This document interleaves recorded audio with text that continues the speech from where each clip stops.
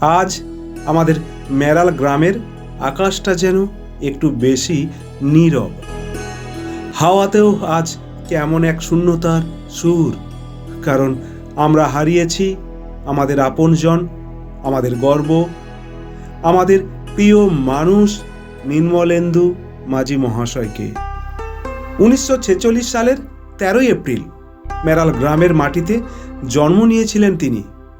একজন সাধারণ গ্রামীণ চাষি হিসেবে জীবন শুরু করেছিলেন। কঠোর পরিশ্রম ছিল তার নিত্যসঙ্গী। মাঠে ঘাম ঝরিয়েছেন, কখনো অন্যের বাড়িতে রান্না করে সংসার পর্যন্ত চালিয়েছেন, কিন্তু কখনো মাথা নত করেননি। অভাব ছিল, কিন্তু আত্মসম্মান ছিল অগাধ। অক্লান্ত পরিশ্রমে উপার্জিত সামান্য অর্থ দিয়ে তিনি তার সন্তানদের মানুষ করেছেন। তাদের সাফল্যের ভিত গড়ে দিয়েছিলেন তিনি নিঃশব্দে, নিঃস্বার্থভাবে। মেরালের বিখ্যাত কালী পুজো, মা জলকালী পুজো, এই পুজোর সঙ্গে তার নাম আজও অঙ্গাঙ্গিভাবে জড়িয়ে। তিনি ছিলেন পুজো কমিটির সভাপতি। শুধু পুজো আয়োজন নয়, গ্রামের কল্যাণই ছিল তার আসল উদ্দেশ্য। এই পুজোর মাধ্যমে গ্রামকে অ্যাম্বুলেন্স দান করেছিলেন, কারণ তিনি জানতেন মানুষের প্রাণ বাঁচানোই সবচেয়ে বড় কাজ। খেলাধুলার প্রতি তার উৎসাহ ছিল অসীম। প্রতিযোগিতামূলক খেলার আয়োজন করে তরুণদের সামনে এগিয়ে যেতে শিখিয়েছেন। নাচ, গান, অভিনয়, সাংস্কৃতিক চর্চায় তিনি ছিলেন অগ্রণী। তিনি চাইতেন গ্রাম হোক প্রাণবন্ত, দেশ থাকুক এগিয়ে, মানুষ হোক একসাথে। কখনো দুস্থ ছাত্রদের বই কিনে দিয়েছেন, গরিব কন্যার বিয়েতে সাহায্যের হাত বাড়িয়েছেন, বিভিন্ন স্থানের মন্দির মসজিদ নির্মাণে আর্থিক সহায়তা করেছেন।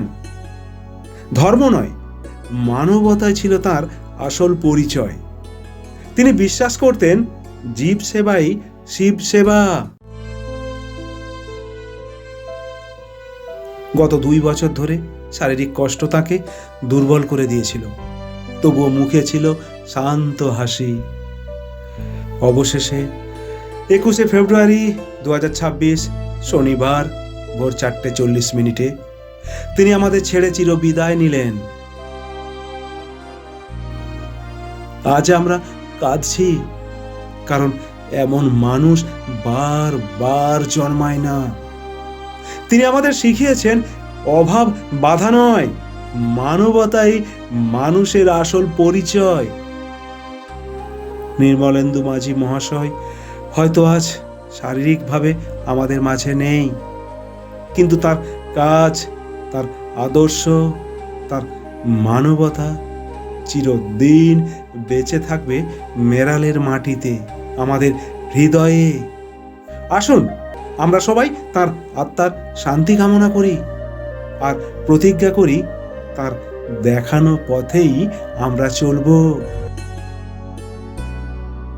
মানুষটা চলে গেছেন ঠিকই, কিন্তু তার আলো এখনো মেরালের আকাশে জ্বলছে। তাই তার শেষ মানে শেষ নয়। তিনি আজ চোখের আড়ালে, কিন্তু হৃদয়ের ভেতর থেকে কেউ কি কখনো বিদায় নেয়? তাই এই বিদায়ও শেষ নয়। আপনি ভালো থাকবেন, আপনি ভালো থাকবেন।